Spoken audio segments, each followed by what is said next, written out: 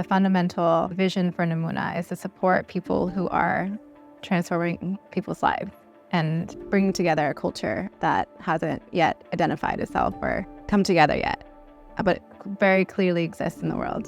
So we wanted to help people find a place to ask questions, to find guidance, to find support. The idea for the event was, I've been hearing that a lot of people are asking a similar question. What does it really take to build a community? What is this bigger thing that we're part of? What is the role of a spiritual leader? How can we be in deeper collaboration? How do you live a life of service in a capitalist world? What are the roles that we need to fill in this large, decentralized global community that we're part of? We wanted to choose a place that really held that question, of like what could happen if we bring together some of the most interesting and impactful people we know that hold such integrity in their practices and who they serve. This land is so perfect for it, from its history and its story. Inhale. Exhale. Some of the challenges that we feel in the modern world right now can be addressed by simple spiritual practice. Trying to figure out how to keep our cup full and keep that sense of aliveness. I tend to think of spirituality as a kind of embodied aliveness. The role of a spiritual teacher now is very much evolving. The work that ChoZen and Namūna are doing is extremely powerful because it's nature-based, it's accessible to everyone, and it's trying to pull spirituality forward into that modern context where it feels both accessible and deep. I think what's unique is the intentionality. There's a shared desire to be a part of the solution and to maybe do it in unorthodox ways. It's something that's a little more rare. Gatherings of people who share the same vision but seemingly are operating in their own lanes and disconnected and alone in it. It feels good to come together and all realize we're all moving in the same direction.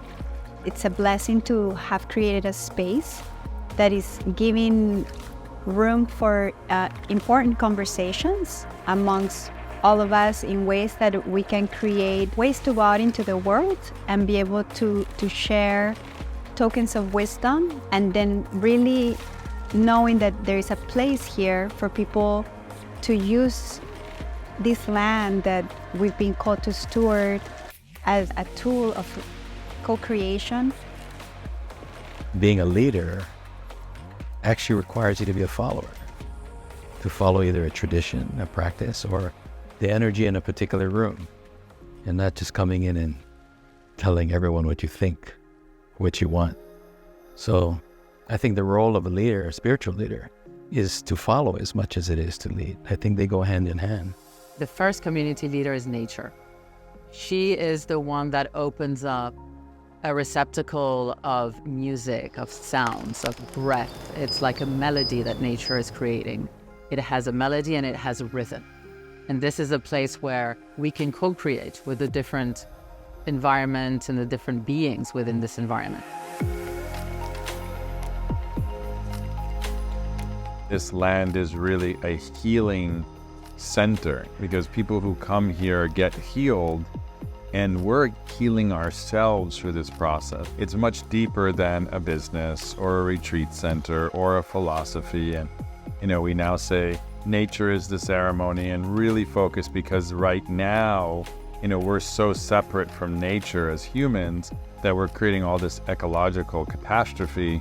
And until we get in right relationship with ourselves, we're not going to be able to fix any of the external stuff until we start working on the inner landscape. And so for me, this is an inner landscape gardening project that, I'm relearning my own spiritual practices and finding my own definition of what spirituality is. This gathering, I was a little bit, as I'm sure most folks were, a little bit apprehensive, like how are a bunch of alpha players all with their own fiefdoms and ideas and models and tools going to get together, and how well will everyone play? And I've been really moved and gratified by just the sort of humility and the suppleness and the flexibility of how everyone's coming in. For me personally, it's just coming to a gathering and kind of exhaling.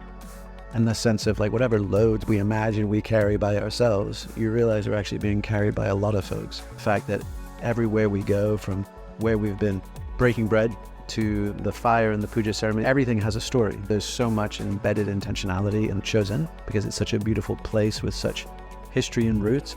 I feel as leaders, we can sometimes be in that space of mentoring others or leading others or inspiring others. And it's like we need to come together to really fill our cups. This has been the most amazing few days together to be able to go so internal and so meta at the same time is just such a beautiful thing to do with such inspiring individuals. This event just held space for that question.